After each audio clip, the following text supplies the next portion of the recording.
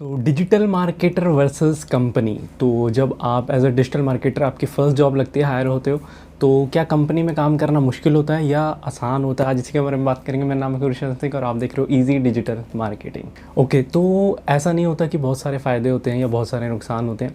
तो कुछ फ़ायदे और कुछ नुकसान होते हैं कंपनी में जॉब करने के एज अ डिजिटल मार्केटर। तो क्या चैलेंजेस आते हैं, क्या बेनिफिट होता है, उसी के बारे में बात कर लेते हैं। तो पहले चैलेंजेस के बारे में बात करते हैं। ओके, तो सबसे पहली hurdle as a digital marketer आपके पास आती है, वो है मिनिमल नॉलेज। मिनिमल नॉलेज मतलब सामने वाले की, अगर आपका अच्छी स्किल सेट है, स्ट्रेंथ है, आपको नॉलेज है काफ़ी, बट सामने वाले आपका कॉन्सेप्ट ही ना समझे जो आप करना चाहते हो, तो बहुत ज़्यादा दिक्कत हो जाती है। स्ट्रेटजी नहीं बना पाते आप, और बनाते हो तो फिर आप उनको समझा नहीं पाते और वो अप्रूव नहीं करते। काफ़ी ज़्यादा दिक्कतें हो जाती हैं। स्टार्टिंग में ये इशू बहुत आता है। आप अपने प्लान बताते हो तो उन्हें यकीन सा नहीं होता, तो उन्हें प्रूफ देने पड़ते हैं चीज़ों के। तो ये इशू बहुत सारा जो बड़ा इशू है, ये मतलब हर डिजिटल मार्केटर देखता है स्टार्टिंग में। दूसरा इशू जो एक डिजिटल मार्केटर देखता है इस लाइन में, वो है लेट अप्रूवल और नो अप्रूवल ऑफ प्लान्स। मतलब आपने कोई प्लान बनाया, एक स्ट्रेटजी बनाई, और आपने अपने सीनियर के आगे या अपने ओनर के आगे, जो भी है डायरेक्टर के आगे पेश की, और उसने बोला कि नहीं मुझे नहीं करनी। अब हो सकता है काफ़ी इश्यूज़ होते हैं एज अ डिजिटल मार्केटर। अगर आपका कोई सीनियर है, हो सकता है वो आपको आगे ना आने देना चाहता हो, आपकी स्ट्रेटजी अच्छी हो, या हो सकता है उसे समझ ही ना आई हो, उसका इतना स्किल सेट नहीं है, इतनी डीप नॉलेज नहीं है उसे डिजिटल मार्केटिंग की, बट वहाँ पे वो हेड बना हुआ है। और ऐसे में क्या होता है, फिर आप उससे जब वो नहीं कर पाओगे, है ना, मना नहीं पाओगे आगे, वो भी आपका प्लान नहीं बताएगा सीईओ या डायरेक्टर को, तो आपका प्लान वहीं धरा का धरा रह जाएगा, चाहे आपने बहुत ज़्यादा डीप डाउन बनाएंगे वो चीज़ें। तो कभी कभी सीनियर को हाथ में रखना, या ये कह लो फ्रेंडली नेचर रखना उसके साथ, वो भी ज़रूरी होता है, वरना दिक्कत हो जाती है। तीसरी चीज़ है, एज अ डिजिटल मार्केटर जब आप आते हो, minimal access of multiple things. तो इसका मतलब क्या है मेरी लैंग्वेज में, कि जब आप जाते हो डिजिटल मार्केटिंग की जॉब करते हो, तो आपके ऊपर बिलीव नहीं होता सीनियर को, डायरेक्टर को, जो भी वहाँ पे बड़े अथॉरिटीज़ पे बैठे हुए हैं, हाई अथॉरिटीज़ जो हैं, ठीक है, तो उनको आप पे बिलीव नहीं होता, तो वो आपको एक्सेस नहीं देते। जैसे गूगल एड्स का, फेसबुक एड्स का, या फिर वेबसाइट की लॉगिन, वेब मास्टर का, एनालिटिक्स का, आपको स्टार्टिंग में ना बिलीव बनाने में बड़ी दिक्कत होती है, और एज अ फ्रेशर तो बहुत ही ज़्यादा। तो उनको ये रहता है ख़राब ना कर दे, ये ना कर दे, वो ना कर दे। तो आपको जैसे कोई चीज़ मिलती है, हैंड ओवर होती है, तो आपको उस पर परफॉर्म करना बहुत ज़रूरी हो जाता है स्टार्टिंग में। तो जब आप करोगे तभी आपको दूसरी चीज़ें मिलनी स्टार्ट होंगी, वरना हो जाएगा। आप इम्प्रूव तो करना चाहते हो, प्रैक्टिकल नॉलेज हैंड्स ऑन करना चाहते हो, बट आप अगर पहली चीज़ में परफॉर्म नहीं करोगे, तो हो सकता है आपको दूसरी चीज़ें ना मिल पाएँ। चौथी चीज़, जो चाहे एक फ्रेशर डिजिटल मार्केटर हो, इंटरमीडिएट लेवल पे हो, या बहुत ज़्यादा एडवांस लेवल पे पहुंच गया हो, अगर वो कंपनी में हायर हुआ है, तो उससे जो है ना, एक्सपेक्टेशंस जो कंपनी की हैं, वो है इंस्टेंट रिजल्ट्स। इंस्टेंट रिजल्ट्स चाहिए हर किसी को। फॉर एग्ज़ाम्पल, अगर मैं कंपनी हूँ, और मतलब एज अ कंपनी बता रहा हूँ, कि एज अ कंपनी मैंने एक गूगल एड्स का बंदा और फेसबुक एड्स का बंदा रखा, जिसको दोनों आती हैं, या सिर्फ डेडिकेटेडली गूगल एड्स का बंदा रखा। अब जैसे ही मैंने उसे हायर किया, 1 महीने में मुझे होगा कि मैंने यार इसको 50 या 25 या 20 हज़ार का बजट दिया स्टार्टिंग में टेस्टिंग का, तो ये कितनी मेरी कन्वर्जन करता है, या 10 हज़ार का बजट दिया कितना कन्वर्जन करता है। अगर 1 महीने में आप परफॉर्म नहीं कर पाया, तो यार रिप्लेसमेंट ढूंढो। तो स्टार्टिंग में बड़ी दिक्कत होती है। और अगर एसईओ का बंदा ढूंढा है, तो 2-3 महीने 4 महीने में अगर कुछ रैंकिंग नहीं आ रही, कोई फ़र्क नहीं पड़ रहा, तो यार इसकी रिप्लेसमेंट ढूंढो या बंद कर दो एसईओ। तो ये इंस्टेंट रिजल्ट की एक्सपेक्टेशन जो है डिजिटल मार्केटर्स को, जो जादूगर समझते हैं ना कंपनीज़, वो दिक्कत करती है कहीं ना कहीं। तो ये थे मेन चैलेंजेस जो एक डिजिटल मार्केटर जो है फेस करता है कंपनी में हायर होने पर। अब बात कर लेते हैं बेनिफिट्स की।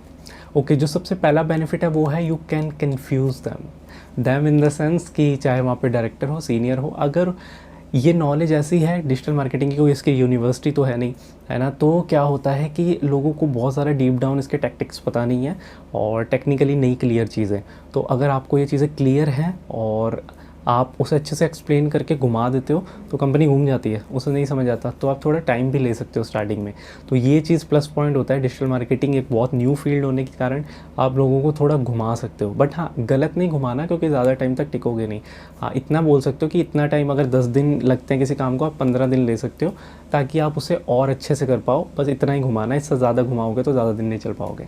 ओके, दूसरी चीज़ है अमेजिंग लर्निंग। ये दूसरा बेनिफिट है कि आपको बहुत सारे टूल्स चलाने को मिल सकते हैं, सीआरएम चलाने को मिल सकता है अगर कंपनी में है तो, और बहुत सारे जो है एक्सेस मिल सकते हैं गूगल के, फेसबुक के, जैसे जैसे आप परफॉर्म करोगे बहुत तगड़ी लर्निंग मिलती है। सीनियर्स से सीखने को मिलता है कि कैसे एक डेडलाइन के अंदर काम होता है, किस पैटर्न में फ़लानी चीज़ सपोर्टिव चीज़ें होती हैं, ये सब कैसे करते हैं, फ़लाना ढीम, ये सब बहुत कुछ चीज़ें सीखने को मिलती है। बजट कैसे बनते हैं, है ना, एलोकेशन कैसे होती है चीज़ों की, पैसों की या कोई भी सर्विस की, फ़लाना ढीम, बहुत सारी चीज़ें सीखने को मिलती है।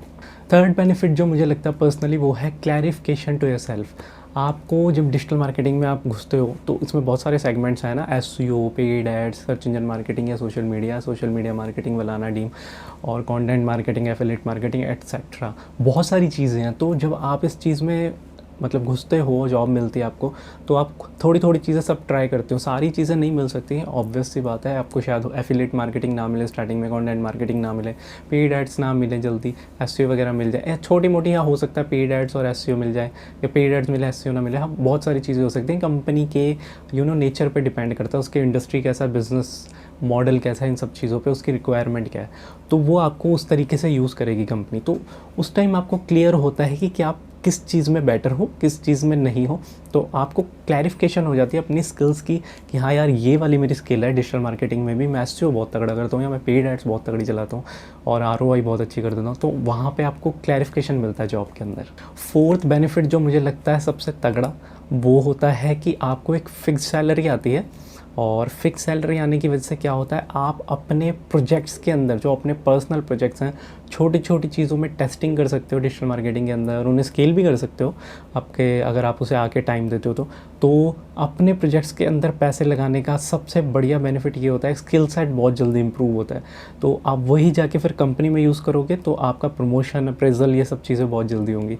तो इन दी एंड आप कहीं भी पैसा वेस्ट नहीं करें, उस पैसे को दोबारा अपने में इन्वेस्ट कर रहे हो, अपने स्किल सेट पे इन्वेस्ट कर रहे हो।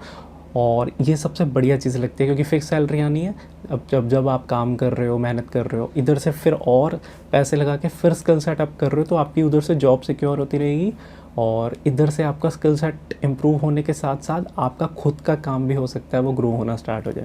तो ये सबसे बढ़िया चीज़ लगती है मुझे। तो ये थे 4 चैलेंजेस और 4 बेनिफिट्स। एक डिजिटल मार्केटर जब कंपनी में जाता है तो उसे क्या क्या इशू होते हैं, क्या क्या फेस करना पड़ता है और क्या क्या बेनिफिट्स होते हैं।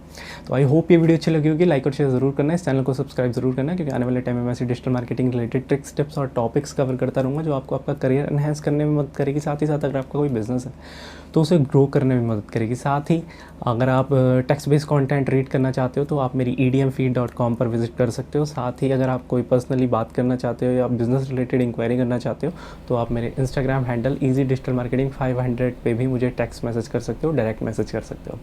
तो तब तक के लिए नेक्स्ट वीडियो के लिए थैंक्स यार, बाय।